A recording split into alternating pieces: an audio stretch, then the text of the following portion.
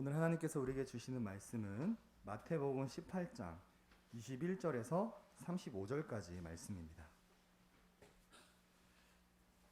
마태복음 18장 21절에서 35절까지 말씀, 신약성경 30쪽에 기록되어 있습니다.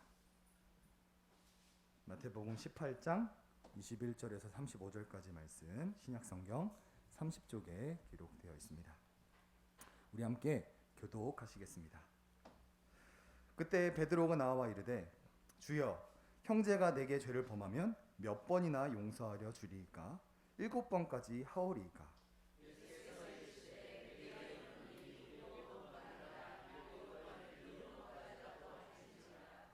그러므로 천국은 그 종들과 결산하려 하던 어떤 임금과 같으니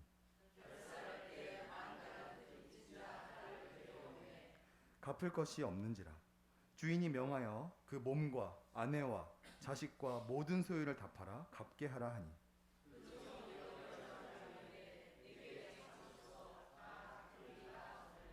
그 종의 주인이 불쌍히 여겨 놓아 보내며 그 빚을 탕감하여 주었더니,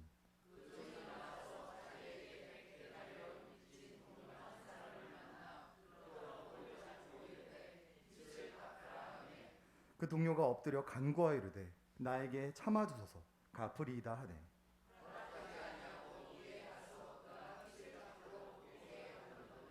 그 동료들이 그것을 보고 몹시 딱하게 여겨 주인에게 가서 그 일을 다 알리니,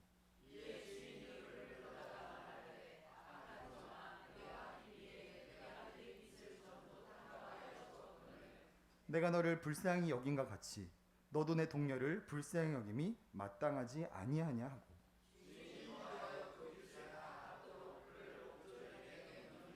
함께 읽겠습니다. 너희가 각각 마음으로부터 형제를 용서하지 아니하면 나의 하늘 아버지께서도 너희에게 이와 같이 하시리라. 아멘. 우리가 요리를 하다가 음식을 다 태워버리면 재료를 다시 사다가 요리를 하면 되죠. 우리가 어떤 기계를 사용하다가 기계가 고장나면 버리고 또다시 기계를 구매해서 사용하면 됩니다. 그러나 우리 인생은 어떨까요? 이번 인생은 잘못 살았으니까 다음 인생에서 한번 잘 살아봐야겠다 할 수 있을까요? 그렇지 않습니다. 우리 인생은 단 한 번뿐이고 그 인생의 막이 내리면 우리 모두는 하나님 앞에, 심판대 앞에 서게 됩니다. 우리가 그 심판을 통과하여서 천국에 입성하기 위해서는 우리에게 바른 믿음과 올바른 신앙 고백이 우리에게 필요합니다. 그러나 우리는 알게 모르게 이단들이 가르치는 잘못된 구원론에 많은 영향을 받아왔습니다. 대표적으로 구원받을 만한 행동을 해야 구원받는다는 이런 행위 구원론에 우리가 많은 영향을 받아왔죠. 우리가 구원받을 수 있는 것은 우리의 어떤 공로나 자격이 아니라 오직 예수 그리스도를 믿는 믿음으로 구원을 받는 것입니다. 자, 그런데 오직 예수님을 믿음으로 구원받는다는 이단이 있다는 것을 아시나요? 자, 그들을 이제 샌디매니안 주의자들이라고 하는데요.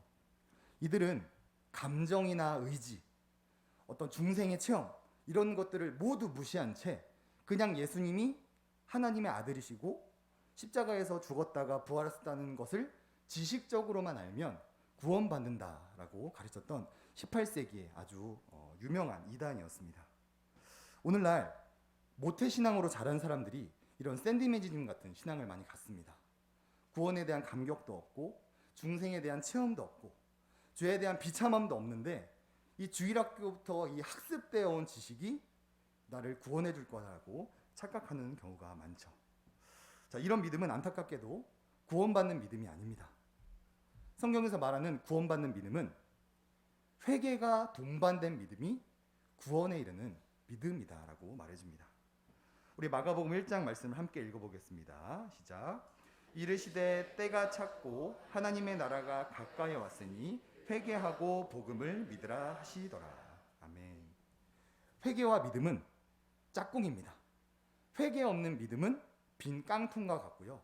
회개가 동반된 믿음이야말로 우리를 구원에 이르게 해주는 믿음입니다. 그래서 오늘 이 시간에 회개는 복음입니다 라는 제목으로 함께 말씀을 살펴보면서 나는 지식만을 가지고 있는 믿음인가? 아니면 참된 회개가 동반된 구원에 이르는 믿음을 내가 가지고 있는가? 나의 믿음을 함께 점검해 보기 원하고, 아직 이 회개의 은혜, 믿음의 선물을 받지 못한 불쌍한 자들을 위해 함께 중보하는 시간이 되었으면 좋겠습니다. 자, 먼저 앞선 2주 말씀을 한번 되돌아보겠습니다. 자, 2주 전에 우리는 회개의 본질에 대해서 살펴보았죠. 자, 회개의 본질은 하나님을 떠난 인생이 하나님께로 되돌아가는 것이 회개입니다. 우리가 이런 천주교의 고해성사의 영향을 받아서 회개기도 하는 것을 회개라고 생각할 때가 많은데, 회개의 본질은 하나님을 떠난 인생이 하나님께로 되돌아가는 것이 회개입니다. 그리고 이 회개 역시 내 능력과 내가 어떤 노력으로 하는 것이 아니라 하나님이 은혜를 베풀어 주셔야만 하나님께로 돌아갈 수 있다라고 살펴보았습니다. 신앙고백서에서는 이것을 생명에 이르는 회개는 복음적 은혜이다라고 고백하죠.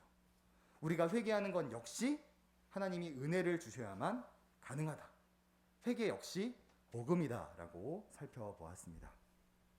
그리고 지난주에는 우리가 회개의 은혜를 받게 되면 우리 삶에 나타나는 회개의 요소를 지정의로 구분해서 살펴보았습니다. 자, 우리 한 줄 한 줄 읽어보겠습니다. 시작.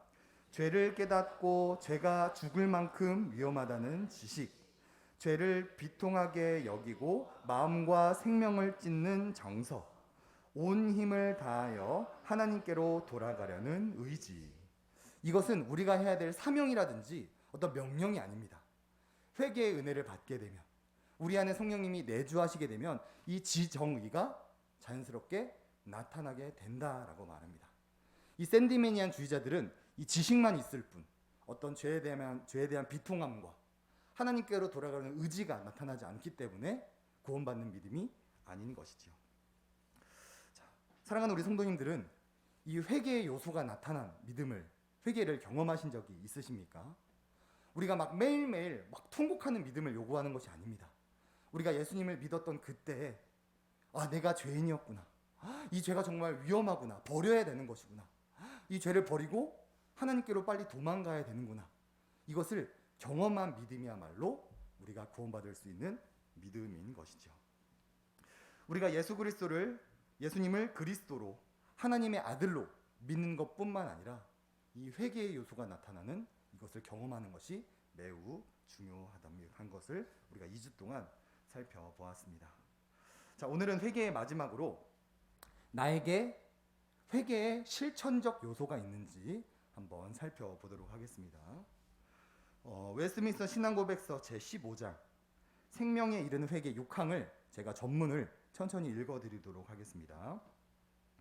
모든 사람은 하나님에게 자신의 죄를 개인적으로 고백하고 용서를 구하는 기도를 드려야만 합니다.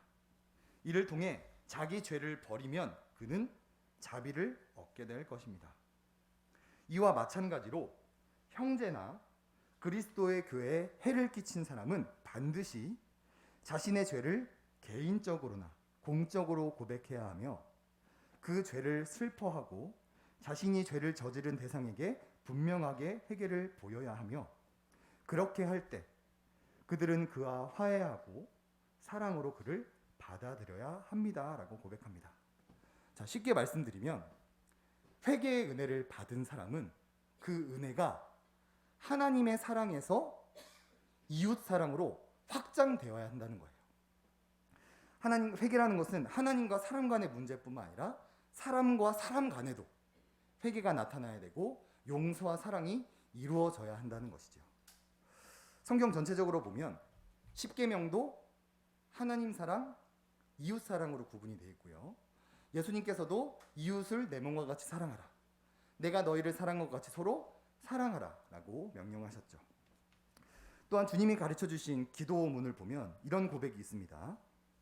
우리가 우리에게 죄 지은 자를 사하여 준 것 같이 우리의 죄를 사하여 주시옵고. 자, 이처럼 회개는 단순히 하나님과의 우리 관계의 문제뿐만 아니라 사람과 사람 간에도 회개가 이루어져야 되고 용서와 사랑이 나타나는 것을 성경에서 신앙고백서에서는 회개의 실천적 요소라고 말해줍니다. 자, 이 원리를 오늘 본문에서 예수님은 베드로에게 자세히 설명을 해줍니다. 본문 21절을 보시면 그때 베드로가 나와 이르되 주여 형제가 내게 죄를 범하면 몇 번이나 용서하여 주리이까? 7번까지 하오리이까? 이 당시 유대 문화에는 3번 정도 회개를 하면 이 사람이 정말 진정으로 회개하고 있구나 생각을 했다고 합니다. 그래서 베드로는 예수님에게 이 칭찬을 받고 싶은 마음에 조금 더 추가해서 7번까지 용서하리이까? 아주 자신만만하게 질문을 하죠. 그때 예수님은 전혀 뜻밖의 대답을 해주십니다. 22절에 예수께서 이르시되 내게 이르노니 7번뿐만 아니라 7번을 70번까지라도 할지니라. 예수님은 베드로에게 7번뿐만 아니라 7번의 70번까지, 즉 끊임없이 죄를 고백한 사람을 용서해 주라고 말씀해 주십니다. 자, 왜 그럴까요? 우리 33절을 함께 읽어보도록 하겠습니다. 시작. 내가 너를 불쌍히 여긴가 같이 너도 내 동료를 불쌍히 여김이 마땅하지 아니하냐 하고. 아멘. 우리가 하나님으로부터 불쌍히 여김을 받았기 때문에, 우리가 무한한 용서를 받았기 때문에 이 사랑을 우리가 안다면 옆에 있는 형제 또한 불쌍히 여기고 무한히 용서해 줘야 된다라는 것을 말해 주십니다.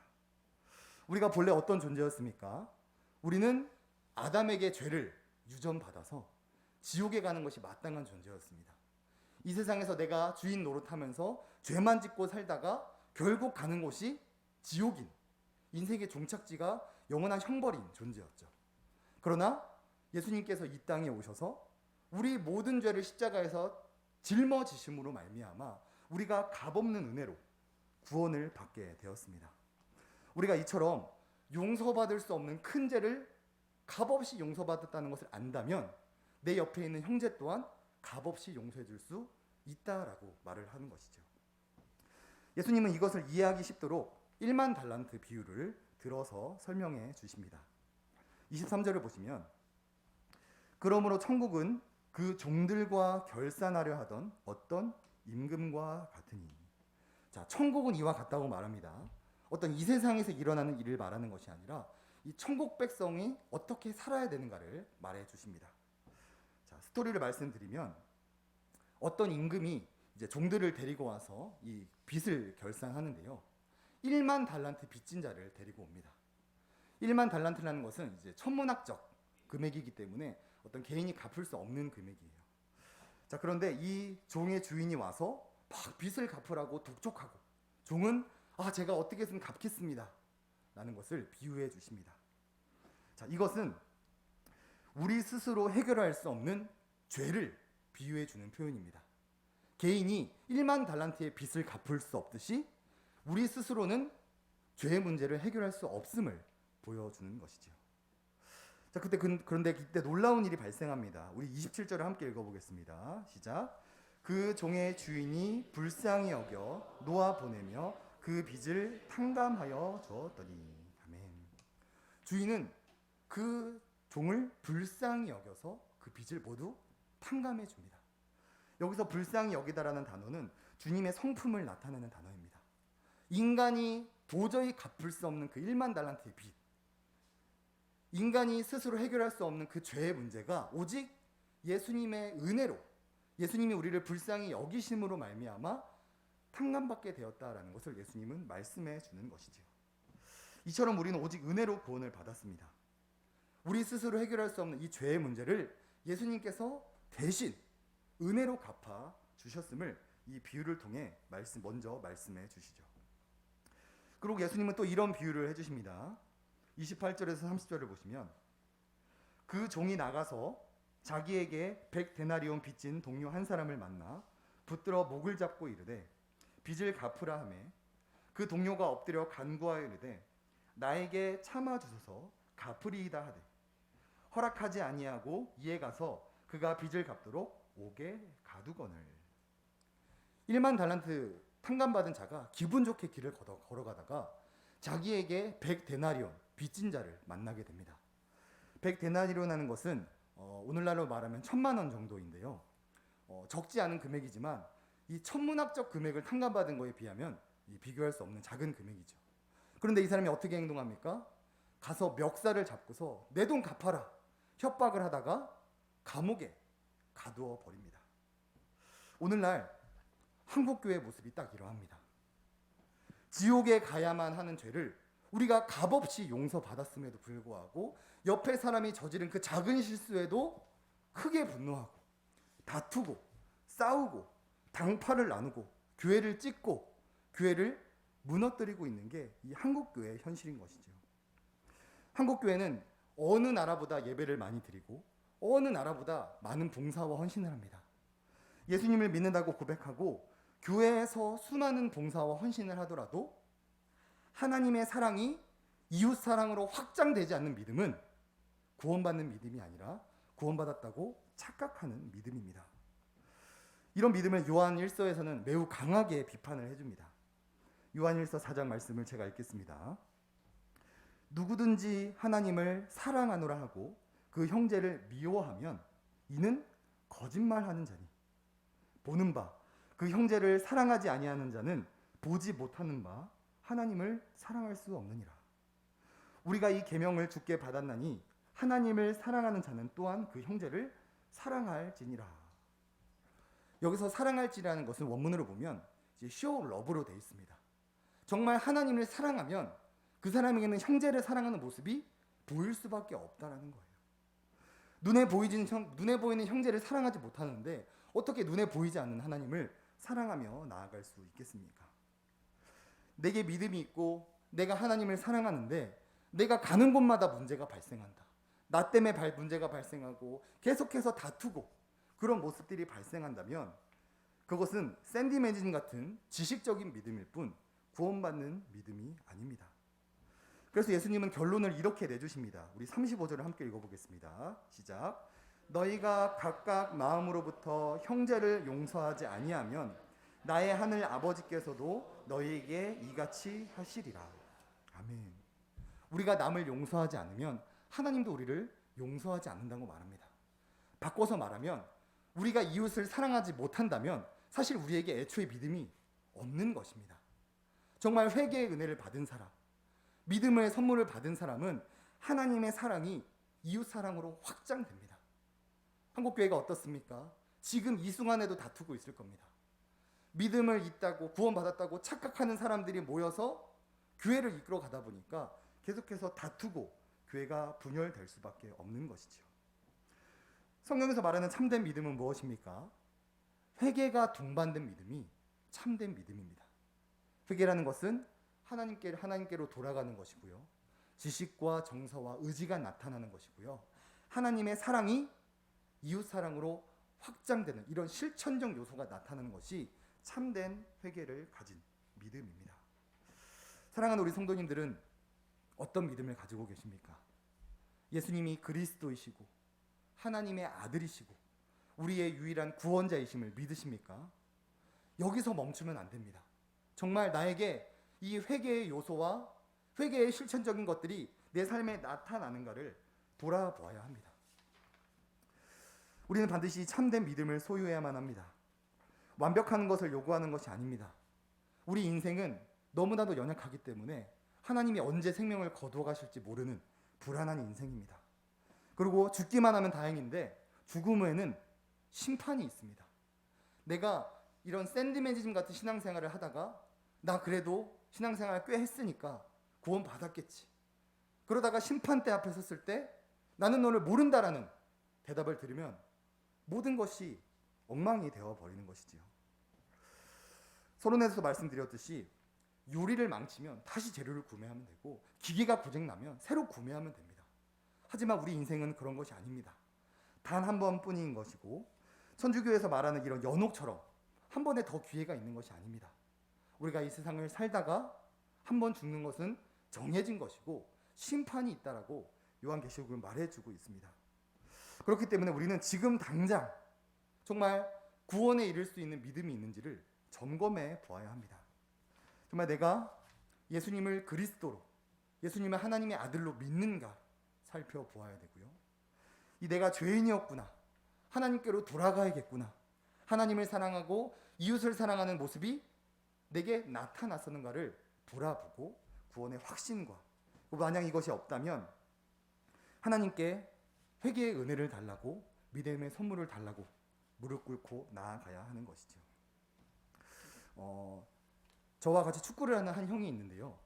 어느 날 집에 함께 가는데 자신이 신앙생활을 꽤 해가지고 웬만한 건 안다라고 하더라고요. 그래서 제가 형, 칭의에 대해서 아세요? 물어봤더니 칭의가 뭐냐고, 그런 거는 교역자나 아는 거 아니냐고.